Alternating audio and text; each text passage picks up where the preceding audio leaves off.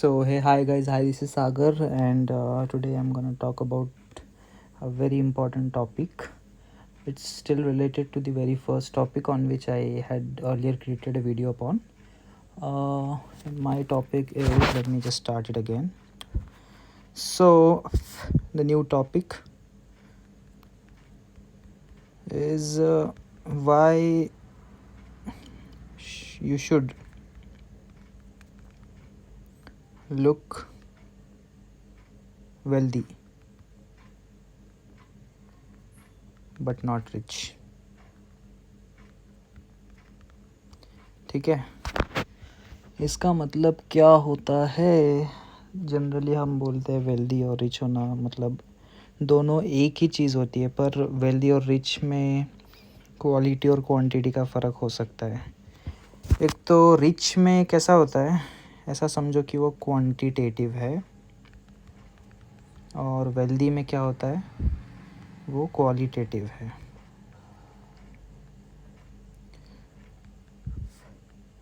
मतलब गुण है उसमें, कुछ वेल्दी होने में कुछ गुण होते हैं और रिच होने में कुछ गुण या फिर कुछ चीज़ें दिखाई देती है, दर्शाई जाती है, ऐसा हम बोल सकते हैं। तो रिच क्या होता है? रिच हम दिखते हैं, we look rich. But wealthy में क्या होता है? We feel wealthy. दोनों में ज़मीन आसमान का फ़र्क है।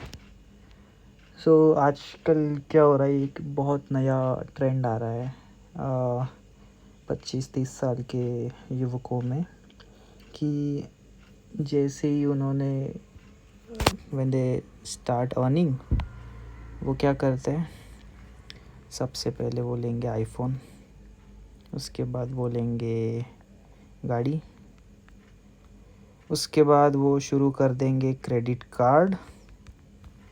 तो इसमें ना कुछ एग्जेम्पशंस हैं कि आईफोन किसे लेना चाहिए, गाड़ी किसे लेनी चाहिए, क्रेडिट कार्ड किसे लेना चाहिए। मैं ये मानता नहीं कि क्रेडिट कार्ड उसने लेना चाहिए जिसको सच में क्रेडिट कार्ड की ज़रूरत है हमारे हिसाब से। जैसे जो खुद पे चेक पे जी रहा है, उसे मुझे नहीं लगता क्रेडिट कार्ड लेना चाहिए कभी। इंस्टेड ही और शी शुड लिव मिनिमिस्टिकली, मिनिमलिस्ट वे। ये मिनिमलिस्ट वे क्या होता है, इस पे शायद हम आगे जाके कभी मैं इस पे वीडियो बनाऊंगा। पर मिनिमलिस्ट क्या होता है कि बोलते हैं ना कि हमारे पहले के लोग बोलते थे कि जितनी चादर है उतनी ही फैलाओ। वो मतलब आधी अधूरी बात सच है, हम बोल सकते हैं। मतलब अपने live with in your means you could से, या फिर जिस चीज़ की सच में ज़रूरत नहीं है वो करो ही मत। हम में से मोस्ट लोग क्या करते हैं कि हमें टीवी पे दिखता है, हमें अमेज़ॉन पे दिखता है, हमें फ्लिपकार्ट पे दिखता है, अब तो मीशो पे भी दिखने लगा है, कहीं पे भी दिखता है। हम तो सेल आ रहा है 70% ऑफ, 80% ऑफ, चलो ले लेते हैं। But you already were having that bag, you already were having that shirt, you already were having that beautiful t-shirt. Then even in that case, why are you again buying that the same damn thing? Does it really make sense? I don't think so. Okay, गाड़ी, okay गाड़ी क्या आज के ज़माने में क्या 10,000 में आती है क्या? Okay, you could say at least 1 lakh rupees in 2024 हम बोल सकते हैं। तो और similar is the case with an iPhone, at least 50,000 rupees in 2024. Okay, तो इवन डैट बीइंग कंसिडर्ड, अगर आप नहीं हो IIT से IIM से पास आउट और आप कंसिडरेबली एंट्री लेवल इनकम कमा रहे हो, जो कि होती है 20-25,000, I don't think so you should be buying an iPhone. I don't think so you should be buying a vehicle, I don't think so you should indulge into buying a credit card. It really doesn't make any sense. Okay, so let us, हाँ, actually मुझे इस video बनाने का जो idea है वो इसी चीज़ से आया कि मीडियोक्रिटी में क्या आ रहा है. तो एक्चुअली इन मोस्ट, हम बोल सकते हैं कि in most ideal way we should try to live a mediocre life. Okay, जितनी साधारण से साधारण ज़िंदगी एक एवरेज से इनकम कमाने वाला इंसान जी सकता है, उसे उस टाइप की ज़िंदगी जीने की कोशिश करनी चाहिए.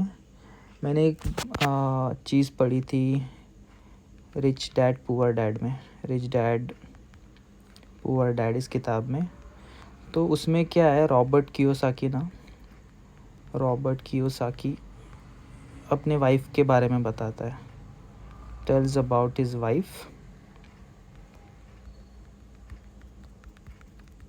क्या बताता है वो ये बताता है कि मेरी वाइफ ने कोई बहुत ही लग्जरियस गाड़ी खरीदी, तो अभी मुझे उस चीज़ का बुरा नहीं लगता, क्योंकि वो ऊपर के पैसों की कमाई है. उसके ऊपर के पैसों मतलब क्या, 2 नंबर की कमाई है क्या? I don't feel so. उसका कहने का मतलब ये होता है कि that is bought on the income which is the output और the result of his investments, you could say. तो इन्वेस्टमेंट क्या हो सकता है? एक तो उसका कैपिटल गेंस हो सकता है कि नहीं. एक तो उसका इंटरेस्ट हो सकता है, एक तो उसके रेंट्स हो सकते हैं, और भी बहुत सी चीज़ें हो सकती है. उसके बोनसेस हो सकते हैं जो मैच्योर हुए हैं, उसके इन्वेस्टमेंट्स, और बहुत सारी चीज़ें हो सकती है. तो क्या होता है कि when these kind of expenditures, ये सब चीज़ें आपके सेविंग्स से ना जाकर एक साइड इनकम से इसका एक्सपेंडिचर होता है, तो ये आपको ज़िंदगी में कभी नहीं अखरेंगे. ओके, सो ओके, इंटरनेट पे इसके बारे में क्या लिखा है हम इस पर चेक करते हैं कि रिच एंड वेल्दी, इसका डिफरेंस क्या है. वेल्दी डिफरेंस, चलिए हम इम्प्रॉम्प्टू लेवल पे पढ़ते हैं. तो इन्होंने क्या बोला है कि being rich is having things, the nice house, car, clothes. Being wealthy is the money you hold on to. You can see when someone is rich. तो ज़माना ऐसा आ गया है कि we respect those who look rich these days, but we ignore those who don't look rich. To most instances you could say. Okay, ये अक्सर ज़माने से होता आ रहा है. सो इस पे हम और कुछ चीज़ें बोल सकते हैं क्या. मैं बचपन में रिची रिच देखा करता था. रिची रिच, भले ही उसका नाम रिची रिच हो, but he was actually a wealthy person. He was a wealthy person, a humble person. आप एक चीज़ ऑब्ज़र्व करो ना, जिसके पास लिटरली बहुत पैसा होता है वो सादी चप्पल में घूमते हुए दिखता है आपको, और जो लिटरली 25,000 कमा रहा होता है वो नाइकी के जूते लेगा, वो घूमेगा उस पर लिटरली. एक ऑब्ज़र्व कीजिए आप चीज़. And the other thing you could say, I know most of us start from this basic salary. You could say 10 to 25,000. 90% of us, 90% of us. और अब तो बहुत सी ऐसी कंपनीज आ चुकी है कि वो आपको, मतलब आपको नहीं, हम सभी को इतनी ही रेंज प्रोवाइड करने वाली है आगे जाके, क्योंकि employment is really like a war. It is वो मतलब नीड का भी नीड बन चुका है, यू कुड से. Okay, thank you so much, and I hope, let me know in the comment section that what you all want to hear from me again, and see you soon. Bye.